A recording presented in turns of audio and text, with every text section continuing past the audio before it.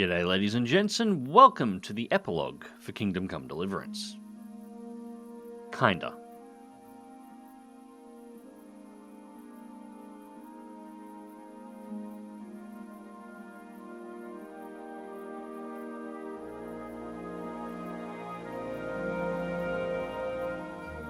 You're doing well, son. Father. Come now. You know who sired you. That doesn't matter now.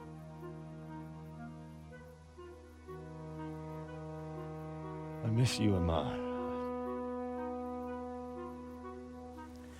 I miss you very much. You'll be fine. We're proud of you. For what? I let you down. I lost the sword. I let that bastard get away. Don't be so hard on yourself. There was nothing you could have done to save us. And someone has to live and carry the torch. As for the sword, it's just a thing. You didn't want me fighting. Now look at me. Standing up to evil isn't the same as sowing its seeds. You did what was right.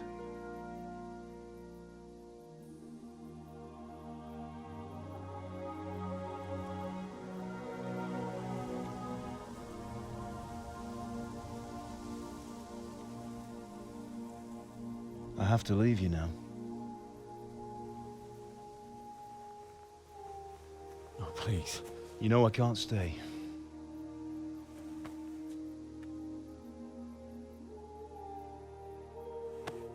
Will I ever see you again? God knows.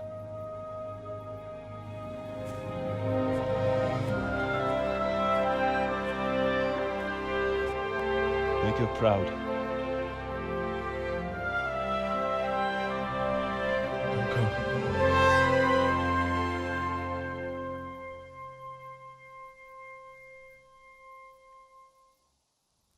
Don't go. Oh, don't go. No. What on earth were you dreaming about? I couldn't wake you, and it's well past dawn. Sir Radzik wants you at the upper castle. The lords are in council with Jobst. Right. I'll go straight away.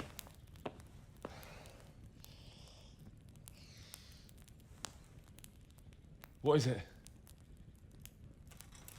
It's just... I don't know how to address you anymore. All of a sudden you're Sir Radzig's son, hobnobbing with lords and ladies. And here's me, as common as muck.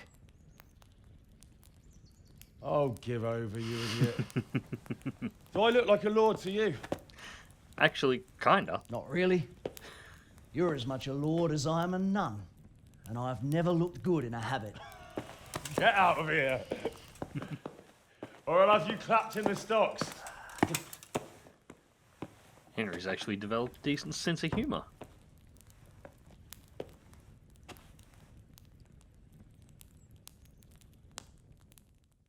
Well, I would like to think I'm in a private area.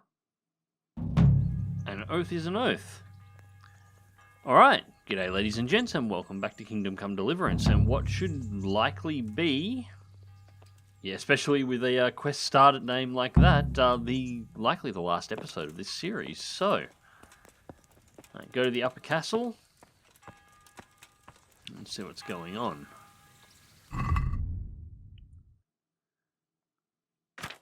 Alright. And some of this needs a repair. Fix that helmet. That's better. I figure we're going to probably have a whole bunch of cutscenes coming up soon enough, so I would like to see Henry's face through all of that.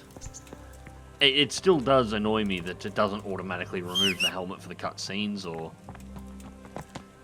have a position to have the face mask up. So first things first, let's head down to the bathhouse and go and get ourselves seen to, get all our gear cleaned, and then we'll grab a repair on the way back and get it all sorted out. I don't expect we're going to have any fighting or anything else, but there's we're probably going to have a lot of talking coming up. And we are going to the upper castle, and we are now officially the accepted son of TridentZ, so... Ah! Hey! Watch out! She could have loaded in a little faster. Fool. Hey, blame the rendering time. God's blessings. Alright.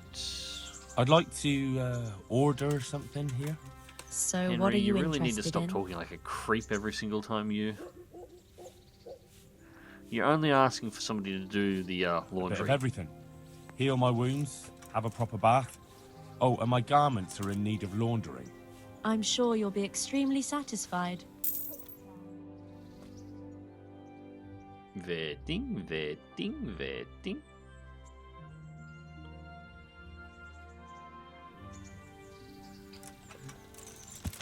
Ah! What were you doing? It's a horse. What are you standing so close to it for, peasant? Yeah. Actually, getting into this into the game, I've noticed that there's actually quite a lot of popping that wasn't there earlier on. I'm not entirely sure why. So anyways, from here, we will stop off. We've got cloth that needs repairing, we've got armor that needs repairing, and our weapons need repairing, so... the blacksmith can probably do most of the work. I'll get everything fixed up. And I'll probably skip through all of this and we'll just jump to the upper castle. Alright, so all our gear's all pretty, or at least as pretty as it can get. Time to see what the hell this is going on up here. Ah, Hal. Are you going to the meeting with Margrave Jobst as well? I am. What about Istvan? I assume... That we didn't catch him? No. Because if we had, you'd be the first one to know. Have no fear. We'll get him eventually. I hope you're right. Anyway, let's go and see what Yeah, I don't think we're going to catch him until the second game. And I do know that they are making a second game now. It's been pointed out to me a couple of times. Pretty cutscene My heavy lords, here. Christ's blessings on you all. And on you, Lord Capon. And this is my son, Nice Henry. arms. I didn't know you had a son, Sir Redzig. Came as a bit of a surprise to young Henry, too. This gentleman here is John II of Liechtenstein, a member of my council. Liechtenstein. I'm honored, gentlemen. Come join us. Margrave Jobst was just about to tell us the reason for his visit. Your Grace? I'm sure we're all agreed, Your Graces, that all this unrest must come to an end. This kingdom needs a king. Question is, which king? My cousin, Wenceslas IV, who is being held in captivity. I have to confess, my lord, that your answer surprises me a little. If I'm correctly informed, until recently you sided with your other cousin, Sigismund. That I cannot deny, and I have always stated my position plainly. But times have changed. How have they changed, Your Grace? Sir, there is one thing on which we undoubtedly concur. That King Wenceslas, unfortunately, did not inherit his father's gift for governing. Sadly, his failures have cost Bohemia, the nobles, and our whole Luxembourg family a great deal of money and effort. How did the king let it go so far, damn it? It's in his temperament. He cares only for wine, women, and the hunt. A king, in fact, who never wanted to be king. Then why didn't he just let his brother have the crown? Young sir, the crown weighs heavy when there are duties to be performed, but to surrender it means giving up great privileges too. But he did surrender power to his brother. When things started getting out of hand, Wenceslas appealed to Sigismund for help in restoring order. What you're saying, Wenceslas has invited him here? This is starting to make my head spin. Actually, it makes sense when you think about it. Sigismund wanted to re-establish the power of the whole House of Luxembourg. He thought if he helped Wenceslas win the imperial crown, in return his brother would help him become the king of the Romans, and leave the actual reign of Bohemia and the empire to him. Sigismund would govern, while Wenceslas could carry on doing what he was best at, enjoying the life of the imperial court.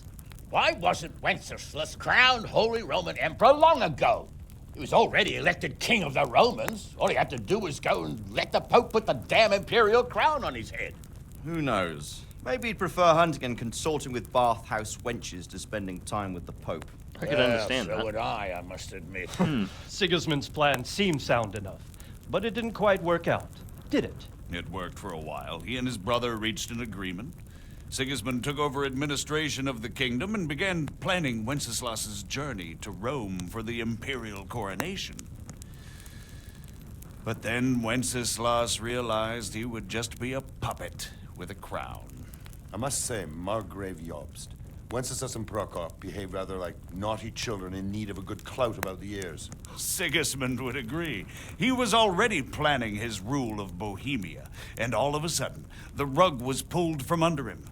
I'd say he lost his patience and decided he'd drag Wenceslas to the coronation kicking and screaming if he had to. Just like a naughty child, as you say. So he abducted him and your brother Prokop too, if I heard correctly. Correct. We're getting And into some you helped Game him of do Thrones it, level shit here. If I heard correctly. Yes, your graces, it's true. I was there when Sigismund abducted Prokop. I thought everything could somehow be settled, that we could make my brother see sense. But Sigismund just wanted to put an end to the dispute once and for all, whatever the cost. There was nothing I could do to stop him. And that's one of the reasons why I'm here. The worst of it is that it was all for nothing. Instead of putting a stop to the revolt, it escalated it, and the result is this chaos we have today. That's true enough, sir. But I must admit now, I'm not sure what your position is. The king is incompetent, but we must protect him?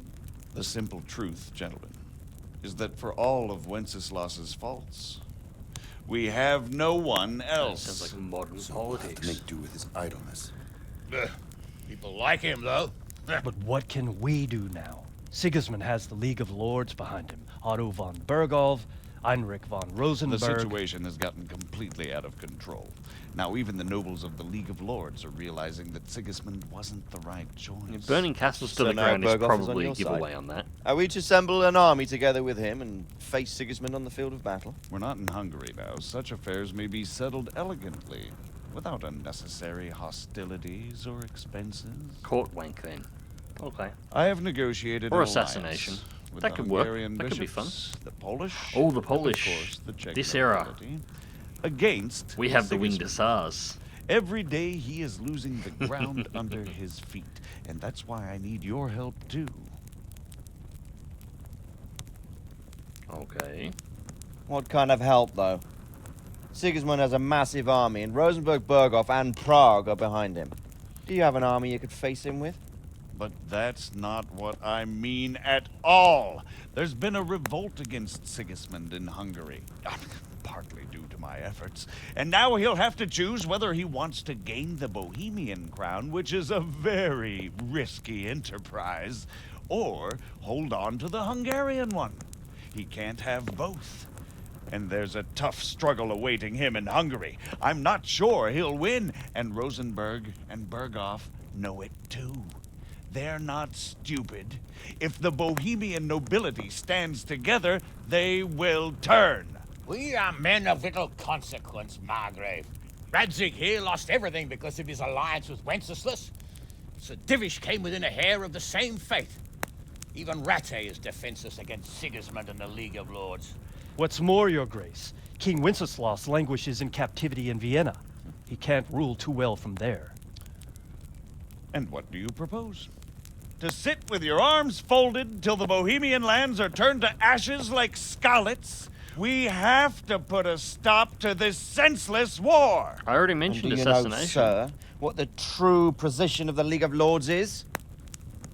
I'm not on the best of terms with them at this moment, so you'll have to ask them yourselves. Yes. Why not? I'll go and visit Berghoff at his castle and we'll see what he tells me. You know, that's not such a bad idea, young sir. True. Though a little risky. I doubt Berghoff would harm a blue-blooded envoy. And you can find out what he has to say about developments and what the League of Lords is planning. Then we'll decide what to do next. I'll help you compose a letter to him. I'd like Henry to come with me. Why not? He's proven himself an able investigator, and he'll also be a good bodyguard if anything should happen. And I'll send Sir John here to Gutenberg to be my eyes and ears there. I believe both your reports will help us get a better grip on the situation. When can you set out? Just as soon as I've packed my things.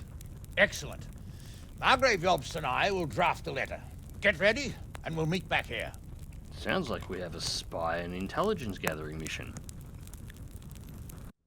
I'm still leaning more towards assassination, though. That would work really well. I may be playing the wrong version of Henry for that, but...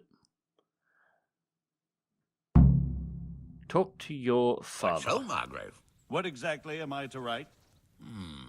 Oh, what isn't really the issue. The question is how. We need to learn where they stand on liberating the king and ousting Sigismund. If they'll make trouble or join our side, but... But we have to ask in a way that won't leave Sir Capon being run out of the castle with a whip. Exactly. How about writing that you're concerned about current events and that you want to see things settled peaceably? And then ask the opinion of the League of Lords. So, all right, Dad, looks what's like up? you're off on a mission. Yes. I can't wait. I don't want to dampen your spirits, my boy, but watch out. These are evil times, and who knows what can happen along the way. Not to mention that Berghoff is no saint. Don't worry. I know. You've shown you can fend for yourself, but do take care. You'll be traveling as Lord Capon's bodyguard. Yeah, You'll be that's there got to me make worried. sure nothing untoward happens to him. Keep your eyes peeled and your ears wide open. What Berghoff tells you is one thing, but what you see may be quite another. Rest assured, Father. And don't get embroiled in anything else. Just hand over the letter, hear out his reply, and return. Yes. Very well. Berghoff is at Trotsky Castle. I think you'll find it quite an eye-opener. It's one of the finest castles in the land. It's 3 days' ride from here, so unless you hit a snag along the way, you'll be back soon enough. Any questions? I'm getting a bit lost in the Luxembourg lineage. It all seems a bit too tangled. The Luxembourgs have ruled the Empire and Bohemia for almost 100 years now. Emperor Charles brought this land to prominence. When he was in power, things had never been so good. Wenceslas and Sigismund are his sons, but by different mothers. Jobst and Prokop are their cousins. They were entrusted with governing Moravia. But instead, they've been in a bitter armed feud for years. And now Sigismund's fallen out with Wenceslas. Wenceslas also had another brother, the youngest, John of Görlitz, who was most probably poisoned. They seem like a hot-blooded lot. It's hard to keep up with their affairs, since they tend to change their alliances from one day to the next. Yeah, this is some Game of Thrones Who shit. is he really, this Jobst? The cousin of King Wenceslas? He's the Margrave The book, of not the Moravia. television show, too. I admit I don't know what to make of him myself. Or books. Until recently, he was allied with the League of Lords. For a time, he even served Rupert of the Palatinate against the king. And now suddenly, he's reversed his position. I don't know what led him to do it, and one can't help being suspicious. It's best to keep a watchful eye on him. But he really is the leader of the resistance against Sigismund these days. We'll just have to see how it all turns out. Well, this could be interesting. The only reason to give us all this I'm a bit information... concerned so many people seem to think so little of King Wenceslas. You knew him, didn't you? What's he really like? Well, there's no straightforward answer to that question. He certainly makes a great hunting and drinking companion, but he can be very fiery and impetuous when things don't go how he'd like them. He never had much of a head for high office. He finds it tiresome. But once a man's grasped the scepter, it's hard to let it go again. You can't just abscond. You've seen for yourself what happens when he disappears for a few months. Better a bad but legitimate king than a bloody war over the throne. Who is this Prokop that Jobst spoke of? Jobst's brother, the king's cousin. He and Jobst warred over Moravian supremacy for years. Then, they were allies for a while, betrayed Wenceslas and sided with Rupert of the Palatinate. But after Sigismund abducted Wenceslas, Prokop fomented a revolt against him, and Sigismund had him captured. Politics. Make of it what you will. I, for one, can't make head or tail of it most of the time. You're doing a pretty good job. The League of Lords and that Berghoff we're off to see. Who are they exactly? The lords of the powerful houses. Heinrich of Rosenberg, Otto of Berghoff, Heinrich of Radetz, and others. They're unhappy with the way their influence declined after Wenceslas surrounded himself with the lesser orders of nobility. They abducted the king years ago and made him bow to their will. They got away with it that time, and now they've joined forces with Sigismund and done it again. But now it seems that Sigismund's behavior is starting to rub them up the wrong way, so they may well be thinking twice. We'll see what Berghoff has to say. I don't know all that much about Sigismund. He's the king's younger brother and king of Hungary in his own right. 7 years ago, he led a crusade against the Turks and was defeated at Nicopolis. Some say it was due to the recklessness of the French knights, most of whom were mercilessly slaughtered. Sigismund is ambitious and capable. He might well make a better ruler than Wenceslas, but he's arrogant, and to our misfortune, brutal. Not long ago, I'd say that's an he understatement. himself was held captive by the Hungarian nobility. They dislike him as much as some of the Czech and German noblemen do his brother Wenceslas. Ironically, Wenceslas joined forces with Jobst to liberate him. And now this is how Sigismund repays his brother. There's no Sound doubt like about they're it. both pricks. God does move in mysterious ways. Rupert of the Palatinate. That's a name I hadn't heard before today. Rupert is the Prince Elector of the Palatinate. What's a Prince Elector? The Prince Electors are dignitaries of the Holy Roman Empire who have the right to elect the King of the Romans, who would then be crowned Holy Roman Emperor by the Pope. Rupert took the title for himself with the help of 3 other Prince Electors, even though Wenceslas had already been appointed. Some of the nobility in the empire recognized Rupert's claim, but when he went to Rome to be crowned emperor, it turned into a fiasco. Now he's doing his utmost to get Wenceslas to acknowledge him, but so far without success. So, now we have 2 kings of the Romans. Jobst sided with Sigismund for a while, but now he's switched allegiance. He seems to do that quite a lot. Yeah, this is giving me a headache. This does strike me as the kind of information you would get at the start of a game, however, so... That young man, Sir John of Liechtenstein. Why is he here? The Liechtensteins are a powerful Austrian family with I think estates this is in a Austria setup and Moravia. for the next Sir John game. sits on Jobst's council. Since the king's being held captive in Vienna, I suppose it makes sense to have a powerful Austrian house as allies. It could be very useful. That's about everything. That's about all. Thank you. Very well. Take the letter from Sir Hanush. And good luck, son. This is really weird. So what do you think of it all, Sir Divish? I think Got the letter from Margrave Jobst. So that will be you.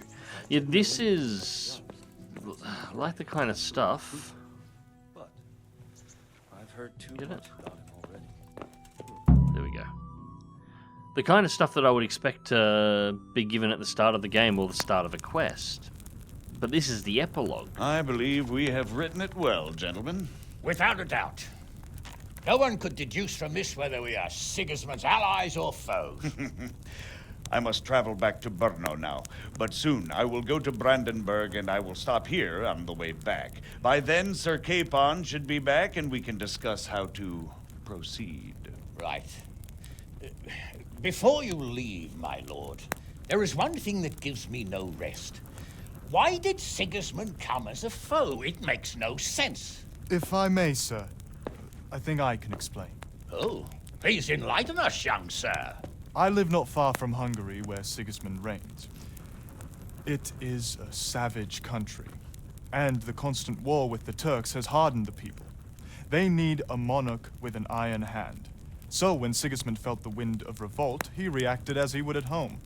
Only what works on the Hungarian nobles does not work here in Bohemia. Bringing order is one thing, but Slaughtering and pillaging with a horde of barbarians quite another.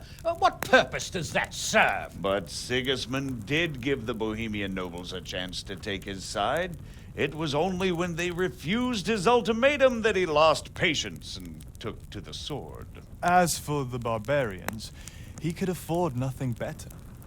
The Hungarian nobility would gain nothing from joining his campaign in Bohemia. He didn't have enough coin for a regular army, and so he recruited the Cumans. What he does not pay them, they make up for in plunder. But in the end, he didn't have enough to even satisfy the Cumans. That's why he raided Kuttenberg and Skalitz. He wanted the silver. That makes sense. We'd already sort of worked that one out, though. My lords, how's the letter coming along? It's done. Then we can be on our way. And you Now look like you remember need what a we said, shower. boy. All you have to do A is bath deliver or the something. letter, listen to the answer, and come back here. Don't provoke Berghoff in any Oh, you way. know he's going to. Provoke? Me? Never, Uncle. We'll be back in a few days. Farewell, He's your going to try graces. and bang the daughter of this guy Come, or something. Henry, my men are waiting. I wish you Godspeed. I mean, I like you, Hans, but this may not be the greatest time for you to do. Well, for you to be you. Yeah, don't be you.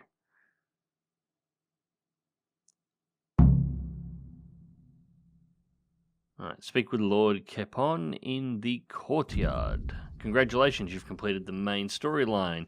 If you like, you can still embark on side quests and activities, or just wander the world. You can end the game anytime afterwards by riding off the map with Sir Hans Capon's squad. Okay. Yeah, as I've said, I think I might actually end this one. I've still got 2 or 3 DLCs that I could potentially do, but I think I might come back to those after a bit of a break with a different version of Henry. I'm really interested in trying to do a pure bow, max out bow skills, max out stealth skills, and max out negotiation skills, and try and play a more ambassador and, when necessary, assassin character. I think that could be interesting. Well, if it isn't the world-renowned victor of the Rat-Eye tourney, Hey, Henry of somebody Skalitz. remembered that I won. It's only taken the whole bloody game. Are you wishing you'd stayed home at Rat-Eye instead of joining in our nighttime venture? You must be joking. I haven't had so much fun since... actually ever. You got shot in Really? the ass. Despite being wounded? Actually, you missed the best part. When I was hauling you like a sack of grain to the battlements dead to the world. It can't have been that much fun if I fell asleep. But you might have handled me a bit more gently. I'm black and blue all over. Oh, all right then. Next time I'll just leave you to Istvan's tender mercies. Nonsense. What would you do without me? Still, thank you for hauling me out of there. Anything for you, my lord. Good luck then. Okay, apparently that wasn't the conversation we were So, supposed to can we have. set off now, Henry? Yeah. Yeah, let's do this. Of course. I can't wait. So, to horse! The Lord of Berghoff is bound to be waiting as eagerly.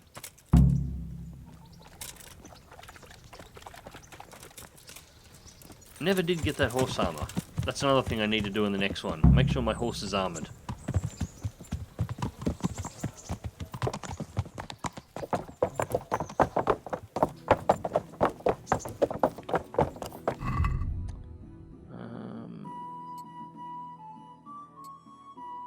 And that one. I'm playing bodyguard, I better be fully armored.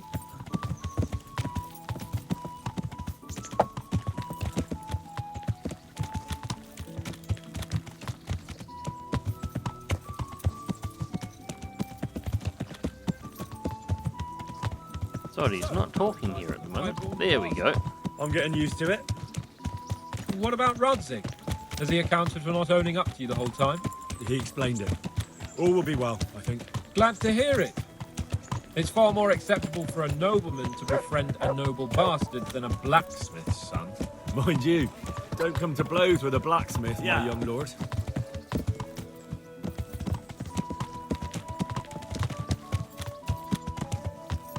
What do you think about Sir Jobst and his plan?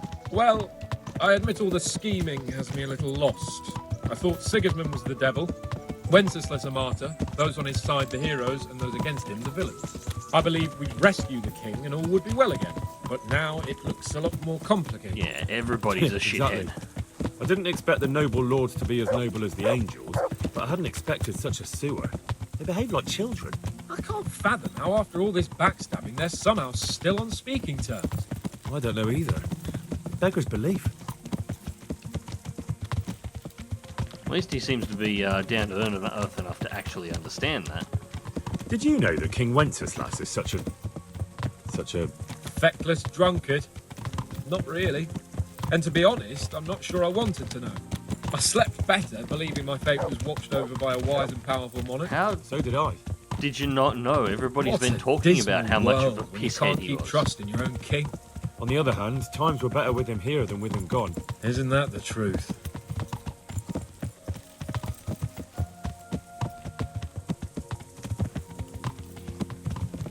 What do you think of Sigismund? If I were him, I'd have had enough of my brother even sooner. But he's a monster. Look at what those hordes of his are getting up to here. What he did in Skalitz. True enough. Stupid dog. On the other hand, if Wenceslas and Prokop hadn't double-crossed him, none of this would have happened. No one forced him to burn Skalitz. That's a fact. But he couldn't let them shit all over him either. Not that I'm defending him. He's a weasel. No doubt about that. I said I'm still down for this assassination, guys. I mean, next game, let's just sneak Do you know in. anything about Prokop? Sir Hanush could tell you a thing or two about him. Why? Last winter, a certain Sir Jan Sokol of Lamberg, a well-known knight, or robber baron to some, tried to occupy the city of Iglau, which was on the orders of none other than Prokop. And what has that got to do with Hanush? Well, he was there with him. Of course, that's not something to brag about in front of Jobst. And what was it all about? They wanted to occupy a city that was on the side of the League of Lords, but despite there being several hundred strong, they didn't take it. For one thing, they couldn't get past the Iglau women, with their pitchforks and cauldrons of hot water. I would never have thought of Sir Hanush as such a rebel. Yeah, I'd like to see a game based around Hanush, actually. And have you heard anything about Rupert of the Palatinate? A little. He can't manage even to wrest power from a king who doesn't much care for ruling and isn't fighting back. That doesn't seem like a man who has what it takes to rule. And that's all I need to know.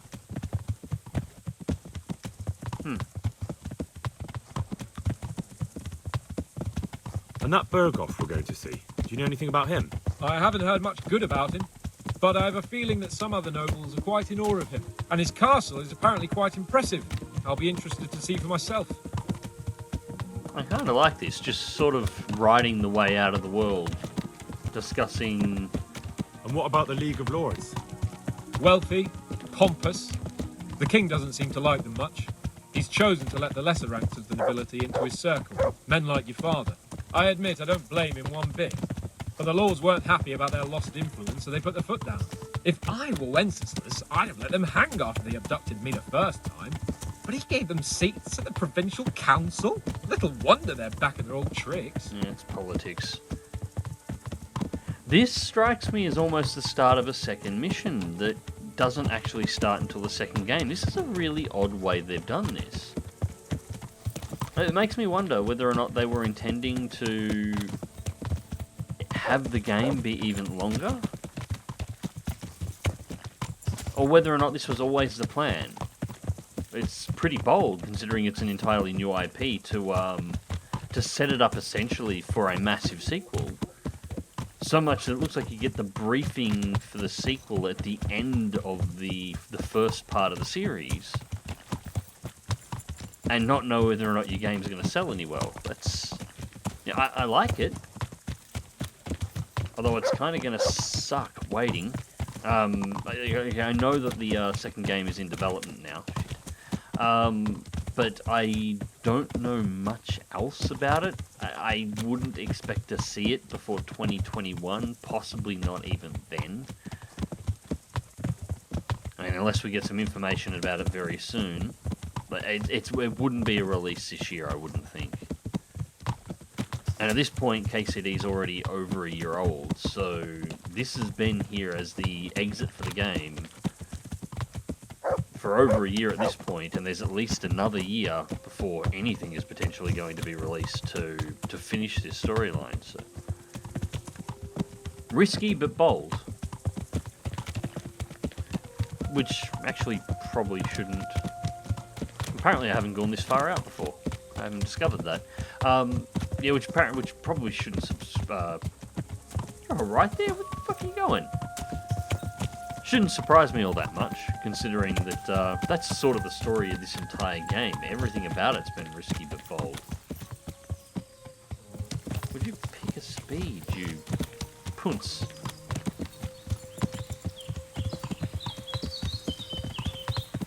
And pick a lane too. Jesus.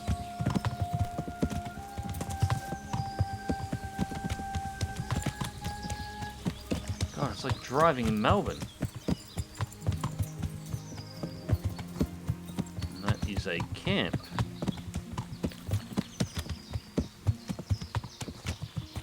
I have a sneaking suspicion that's where we're going.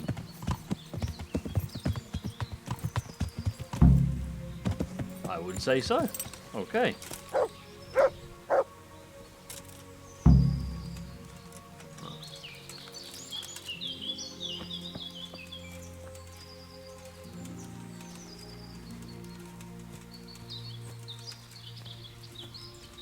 Nobody else here.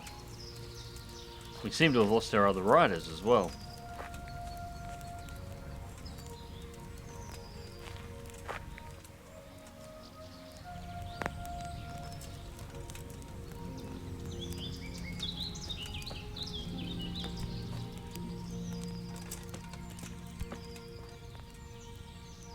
The Lord be praised. What brings you to me? Right. Well, young sir, what now? Shall we ride boldly forth to adventures new? I never took you for a romantic soul. But, as it happens, a romantic soul is just what I need by my side right now. What, here? Now? Aren't we leaving? Ah, that's just the thing. Here we are, about to ride off into the unknown. Well, who knows what fate has in store for us? What if we should fall as heroes on the battlefield? How could I depart this world with a quiet heart, never having known true love?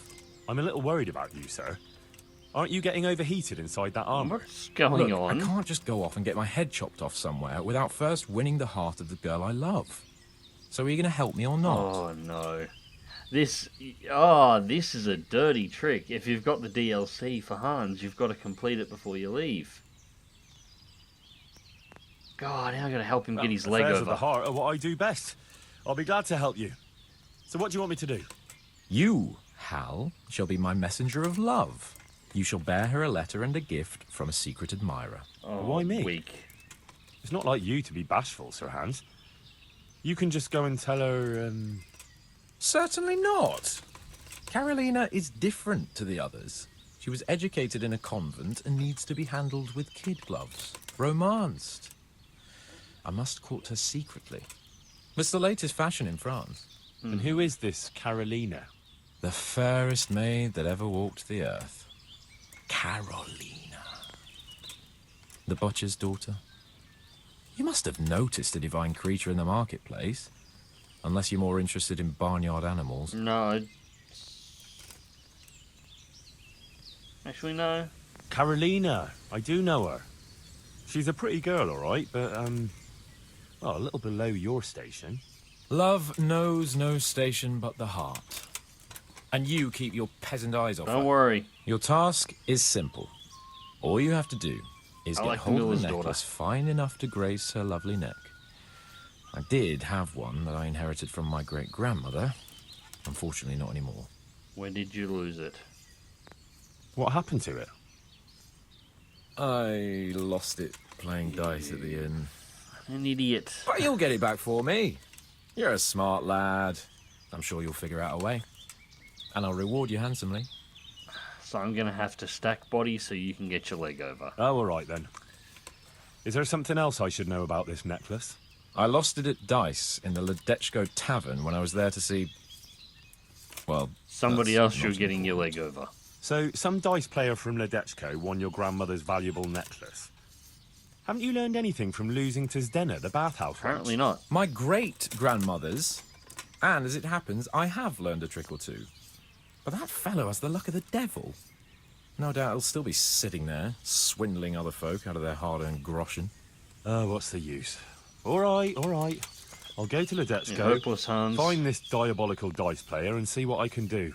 Though I'll probably lose my shirt to him. Well, there's more than one way to skin a cat. Yeah. Goodbye.